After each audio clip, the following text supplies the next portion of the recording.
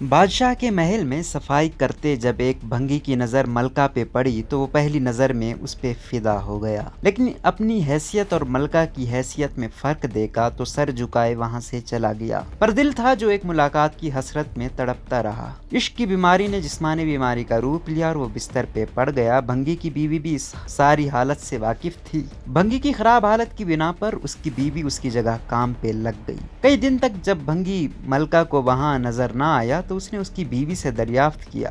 بھنگی کی بیوی یہ سوچ کر گھبرا گئی کہ ملکہ کو اصل بات بتا دی تو نہ جانے کیا حال ہو ہمارا، لیکن ملکہ نے اس کی گھبراہٹ جانچ کر اسے اعتماد میں لیا اور حقیقت پوچھی۔ بھنگی کی بیوی نے وہ ساری صورتحال ملکہ کے گوش گزار کر دی۔ تب ملکہ نے اسے کہا کہ اس سے ملاقات کا یہی ایک راستہ ہے، تم اپنے شوہر سے جا کے کہہ دو کل وہ شہر سے باہر کسی راستے پہ بیٹھ جائے اور بس اللہ اللہ کرتا رہے، نہ تو کسی سے بات کرے اور نہ ہی کسی کا دیا کوئی تحفہ قبول کرے۔ ایسا کرنے سے جب اس کے چرچے بادشاہ تک پہنچیں گے تو ملاقات کے راستے بھی کھل جائیں گے۔ ملکہ کا پیغام سنتے ہی بھنگی کی جان میں جان آئی اور وہ گدھاؤں کا بھیس بدل کے ایک راستے پہ جا کے بیٹھ گیا اور اللہ اللہ کا ورد شروع کر دیا۔ آنے جانے والے اس سے متاثر ہوتے اور نذرانے ساتھ لاتے، لیکن وہ نہ سر اٹھا کے کسی کو دیکھتا نہ ہی کسی چیز کو ہاتھ لگاتا۔ کرتے کرتے خبر بادشاہ تک پہنچی اور اس نے وزیر کو بھیجا کہ دریافت کرو کہ کون ہے وہ اور اس کی سچائی کس حد تک ہے۔ وزیر نے واپس جا کر بادشاہ سے اس کی بہت تعریف کی۔ بادشاہ فیض پانے کی غرض سے خود چل کر اس کے پاس گیا۔ جب ہر طرف اس کے چرچے ہونے لگے تو ملکہ نے بادشاہ سے اس نیک انسان کی زیارت کی خواہش ظاہر کی۔ بادشاہ نے اجازت دی۔ اسی اسرا میں جب بھنگی کو اس بات کا احساس ہوا کہ اب تک وہ دل سے نہیں صرف ایک دنیاوی مقصد کے تحت ہی اللہ پاک کے نام کی تسبیح کر رہا تھا، وہ جھوٹا ہے لیکن پھر بھی اللہ کی رحمت اس پر اس قدر ہے کہ لوگ اس کے سامنے